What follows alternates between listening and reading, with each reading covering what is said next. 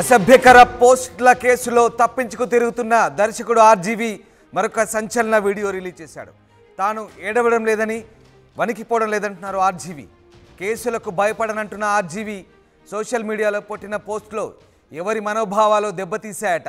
నేను పెట్టిన వారికి కాకుండా ఇంకెవరి మనోభావాలు దెబ్బతింటే ఈ కేసులు సెక్షన్లు ఎలా వర్తిస్తాయంటూ ఆర్జీవి అంటున్నారు. సినిమా పనిలో ఉండడం వల్ల స్పందించడం కుదరలేదంటున్నారు ఆర్జీవి. తనకు వచ్చిన నోటీసులకు తాను సమాధానం ఇచ్చానంటున్న ఆర్జీవి కేసులకు భయపడేది లేదంటూ స్పష్టం చేస్తున్నాడు. సామాజిక మాధ్యమాల్లో అసభ్యకర పోస్టులు పెట్టారంటూ వివాదాస్పద దర్శకుడు రామ్ గోపాల్ వర్మపై ఏపీలో కేసు నమోదైంది. అయితే ఆర్జీవిని ఏపీ పోలీసులు గాలిస్తున్న సంగతి తెలిసిందే. ఇందుకు సంబంధించి ఆర్జీవి ఓ వీడియోను తాజాగా రిలీజ్ చేశాడు. ఈ కేసులకు తానేం భయపడడం లేదంటూ వీడియోలో తెలిపారు.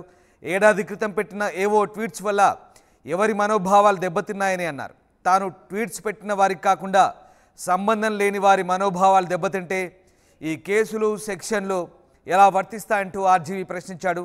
ప్రస్తుతం రాజకీయ నాయకులు పోలీసులను ఆయుధంగా చేసుకొని పాలన చేస్తున్నారని వివాదాస్పద దర్శకుడు ఆర్జీవి మండిపడ్డారు.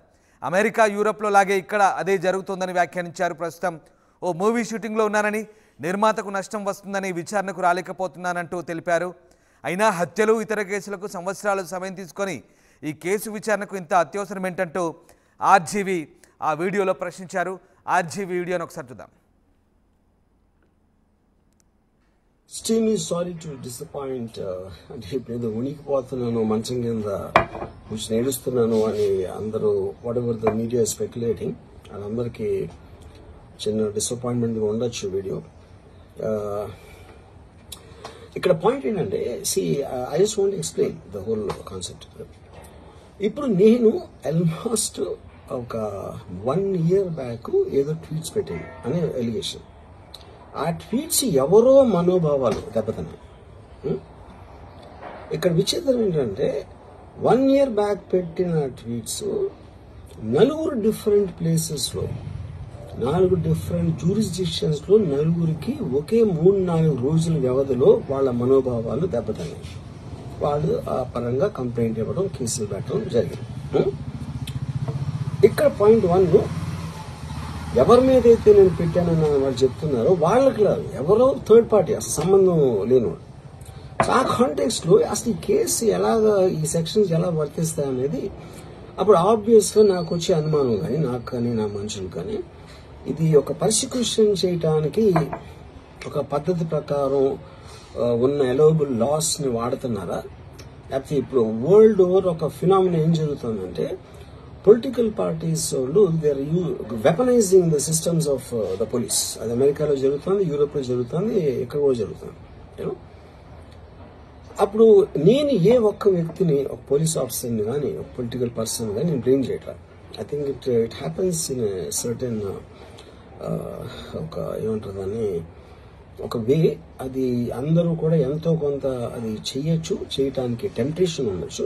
But eventually there is the law of the land which will take the final call. So అది that I completely agree, believe in that and I abide by that as a citizen. So ఇప్పుడు ఇక్కడ జరిగింది ఏంటి, నాకు ఒక notice వచ్చింది, నేను ఒక రిప్లై ఇచ్చాను, ఫలానా చోట ఫలానా తారీఖు నేను వస్తాను. అప్పటికి నాకు జరుగుతున్న పని ఒక ఆన్గోయింగ్ స్కెడ్యూల్ ఉంది కాబట్టి, నాకు ఫిల్మ్ వర్క్ ఉంది కాబట్టి అవ్వలేదు. అండ్ ఇట్ ఈస్ వేరే ప్రొడ్యూసర్ చేస్తాను, ఆ ప్రొడ్యూసర్కి నష్టం వస్తుంది కాబట్టి నేను మళ్ళీ టైం అడిగాను. ఇదేంటి కేసు, ఇదేం అర్జెంట్ కేసు అంటే 1 year తర్వాత ట్వీట్ చూసిన అతనికి 1 week లో అన్ని అయిపోవాలనేది ఏమన్నా మీనింగ్ ఉంటుంది అసలు దానికి? So which basically means it is being done for purposes other than the urgency of the case. ఇది అర్జెన్సీ ఆఫ్ ద కేసు అంటే మీరు మర్డర్లు గేడర్లు ఇన్ని జరిగి సంవత్సరాలు తీసుకుని రైట్. తానేమి కేసులకు భయపడనంటూ ఆర్జీవి చెప్తున్నారు. అలాగే తాను ట్వీట్స్ పెట్టిన వారికి కాకుండా సంబంధం లేని వారి మనోభావాలు దెబ్బతింటే ఈ సెక్షన్లు, కేసులు ఎలా వర్తిస్తాయంటూ ఆర్జీవి ప్రశ్నిస్తున్నాడు. ప్రస్తుత రాజకీయ నాయకులు పోలీసులను ఆసరాగా చేసుకొని పాలన సాగిస్తున్నారంటూ ఆర్జీవి మండిపడుతున్నారు. ఈ కేసులో అత్యంత అవసరంగా విచారణ చేయాల్సిన అవసరం ఏమొచ్చిందంటూ ఆర్జీవి ఈ వీడియోలో మాట్లాడుతున్నారు. మా కరెస్పాండెంట్ రవిచంద్ర జైన్ అయ్యారు. రవిచంద్ర, ఆర్జీవి మరొక సంచలన వీడియో రిలీజ్ చేశాడు. అసభ్యకర పోస్టులకు సంబంధించి ఇప్పటికే ఆర్జీవి తప్పించుకు తిరుగుతున్నాడంటూ వస్తున్న వార్తల నేపథ్యంలో ఆయన రిలీజ్ చేసిన ఈ వీడియో ఎలాంటి చర్చకు దారితీస్తారు? వివాదాస్పద దర్శకుడు రామ్ గోపాల్ వర్మ మరోసారి వివాదాస్పద వ్యాఖ్యలు చేస్తూనే ఒక సంచలన వీడియో అయితే రిలీజ్ చేశారు. గత 2 రోజులుగా ఆంధ్రప్రదేశ్ పోలీసులు రామ్ గోపాల్ వర్మ కోసం ఇటు తెలంగాణలో అటు తమిళనాడులో కూడా వెతుకుతున్న తరుణంలో తను ఎక్కడో షూటింగ్ లో బిజీగా ఉన్నానంటూ నిన్న రాత్రి ఒక వీడియోని ఆయన రిలీజ్ చేయడం జరిగింది.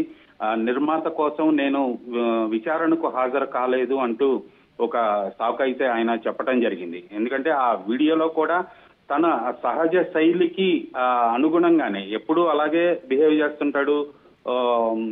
టీ తాగుతూనో కాఫీ తాగుతూనో సంథింగ్ ఏదో తాగుతూ వీడియోలు ఇంటర్వ్యూలు ఇవ్వటం ఆయనకు అలవాటు. అదే శైలిలో ఆయన నిన్న నేను ఈ పోలీసుల చర్యలకు నోటీసులకు వీటన్నిటికీ భయపడట్లేదు, నేను భయపడుతున్నానని అందరూ అనుకుంటున్నారు, ఆ భయం నాలో లేదు అని ఆయన ఫోకస్ చేసే విధంగా ఆయన బిహేవ్ చేశారు ఆ వీడియోలో కూడా. అయితే ఇందులో కూడా కొంత వివాదాన్ని అయితే మళ్ళా తను పాయింట్అవుట్ చేశాడని చెప్పుకోవాలి. నేను ఎప్పుడో గత సంవత్సరం క్రితం చేసిన ట్వీట్స్ ఎవరినో బాధిస్తే వాళ్ళు నా మీద కేసులు పెట్టడం ఏంది, నేను ఎవరి గురించి అయితే ట్వీట్ చేశానో ఎవరి గురించి అయితే దాంట్లో ప్రస్తావించానో వాళ్ళు పెడితేనే కేసు అవుతుంది, ఆ సెక్షన్లు వర్తిస్తాయి, కానీ వాళ్ళు కాకుండా ఎవరో మనోభావాలు ఆ సెక్షన్స్ వర్తిస్తాయి అంటున్నాడు. అలాగే పోలీసుల పైన ప్రభుత్వం పైన కూడా కొంత వివాదాస్పద వ్యాఖ్యలు చేశాడు.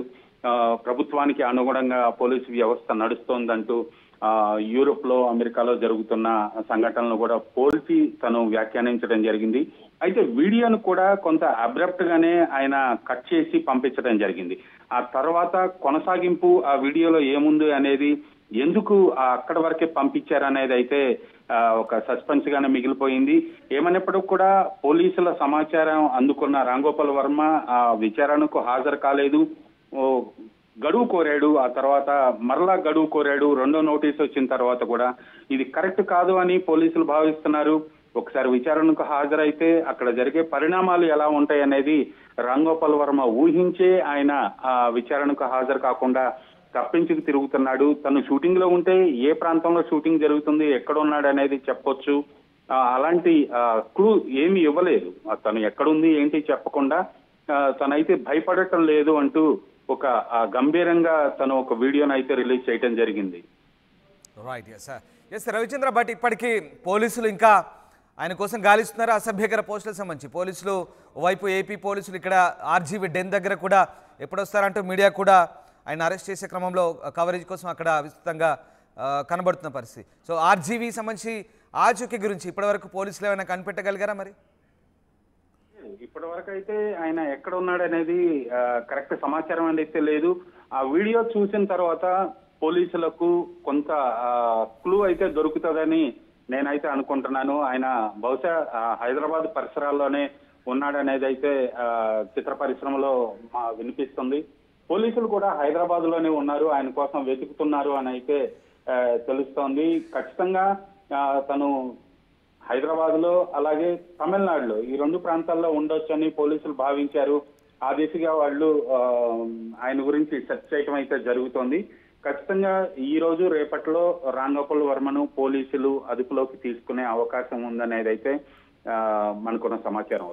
రైట్. అలాగే రవిచంద్ర, ఒక మాట అంటే ఎట్లాగో రామ్ గోపాల్ వర్మ కాస్త భిన్నమైన వ్యక్తి, భిన్నమైన వ్యవహార శైలి ఉంటుంది. మరి ఇప్పుడు రామ్ గోపాల్ వర్మ నిజంగా పోలీసులకు భయపడి పారిపోయినట్టుగా భావించాల్సి ఉంటుందా, లేదంటే ఇలాంటి మళ్ళీ రెచ్చగొట్టే సంచలన వీడియోలు ఏం చేసుకుంటారో చేసుకోండి, అంత అవసరం లేదు ఇప్పుడు అన్నట్టుగా ఆయన మాట్లాడిన తీరు ఏ రకంగా పోలీసులు దీన్ని తీసుకునే అవకాశం ఉంది? మరి ఆర్జీవీ విషయంలో ఇది ఇంకింత ఉచ్చు బిగుసుకునే అవకాశం ఉందా, లేదంటే ఆయన వైఖరి ఇలాగే ఉంటుంది అనే రకంగా ఆ కోణంలో పోలీసులు ఆలోచించే ఛాన్స్ ఉందా? ఖచ్చితంగా పోలీసులు విచారణకు హాజరు అవ్వకుండా ఆయన దాన్ని అసలు కేసుని కొట్టివేయమని క్వాష్ చేయమని పిటిషన్ వేశాడు. అది కోర్టు అంగీకరించలేదు. ఆ తర్వాత బెయిల్ కోసం పిటిషన్ వేశాడు. విచారణకు హాజరు కావటం కోసం ఆయన భయపడుతున్నాడు అనేది మాత్రం ఖచ్చితంగా చెప్పొచ్చు. విచారణకు హాజరు కాకుండా తన సహజ శైలిలోనే మరలా ఈ వీడియో అయితే రిలీజ్ చేశాడు. ఇది కొంత మరలా పోలీసుల్ని ప్రభుత్వాన్ని రెచ్చగొట్టే విధంగానే ఉంది. ఏదైనప్పటికీ కూడా ఆయన కొంత సమయం తీసుకొని తన సహజ శైలిలోనే నేను భయపడలేదు అని జనాలకు ఫోకస్ చేస్తూనే బెయిల్ కోసం అయితే ఆయన ట్రై చేస్తున్నారు. ఎన్ని విధాలుగా బెయిల్ తెచ్చుకోవటానికి వీలైతే ఆ ప్రయత్నాలన్నీ కూడా రాంగోపాలవరం చేస్తున్నట్టు తెలుస్తోంది. దానికోసమే ఆయన పోలీసులకు దొరకకుండా ఒక ప్రాంతంలో ఉండి ఇలాంటి వీడియో రిలీజ్ చేశారు. షూటింగ్ అయితే నాకు తెలిసి తను ఏ షూటింగ్ లో లేరనే చెప్పొచ్చు గట్టిగా. Right, yes, thank you Ravichandra, thanks for the update. So RGV మరొక సంచలన వీడియో అయితే రిలీజ్ చేశాడు. ప్రస్తుతం అసభ్యకర అనుచిత వ్యాఖ్యలు చేసిన కేసుకు సంబంధించి ఆయన సోషల్ మీడియా వేదికగా చేసిన కేసుకు సంబంధించి ప్రస్తుతం తప్పించుకు తిరుగుతున్నాడని ఏపీ పోలీసులు భావిస్తున్నారు. ఇప్పటికే ఆయన కోసం 2 రాష్ట్రాల్లో గాలిస్తున్నారు. ఈ నేపథ్యంలో తాజాగా ఆర్జీవి ఒక వీడియో రిలీజ్ చేశాడు. తానేమి కేసులకు భయపడలేదంటున్నాడు ఆర్జీవి. ఇక తాను ఎవరిని ఉద్దేశించి ఎక్స్లో పోస్టులు పెట్టానో వారు కాకుండా మిగతా వారు తనపై కేసులు పెట్టడం, ఈ సెక్షన్లు కేసులు ఏ రకంగా వర్తిస్తాయో చెప్పాలంటున్నారు ఆర్జీవి. ఇక ఇప్పుడు అత్యవసరంగా ఈ కేసు విచారణ చేయడం ఏంటి, అంత అవసరం ఏమొచ్చిందంటున్నారు. హత్యలు అలాగే మిగతా క్రిమినల్స్ను చేయకుండా అలాంటి వారికి కూడా సమయం ఇస్తారని, బట్ తన విషయంలో ఎందుకు అంత అత్యవసరంగా దీన్ని ఎంక్వైరీ చేయాలనుకుంటున్నారు తనకు అర్థం కావడం లేదంటూ తన సహజ ధోరణిలో ఆయన ఆర్జీవి మళ్ళీ వీడియో రిలీజ్ చేశారు. సినిమా పనిలో ఉండడం వల్ల స్పందించడం లేదంటూ ఆయన ఆర్జీవి చెప్తున్నారు. ఏదేమైనా ఆర్జీవి ప్రస్తుతం తప్పించుకు తిరుగుతున్నాడు. ఆర్జీవి పోలీసుల భయంతోనే వేరే చోట తలదాచుకున్నాడంటూ వస్తున్న వార్తల నేపథ్యంలో ప్రస్తుతం ఆయన మరొక సంచలన వీడియో రిలీజ్ చేయడం ఇప్పుడు చర్చనీయాంశంగా మారింది. ఆర్జీవి తన భిన్నమైన సహజ శైలిలో ఈ వీడియోలో మాట్లాడారు, స్పందించారు. ఒకసారి చూద్దాం మళ్ళీ.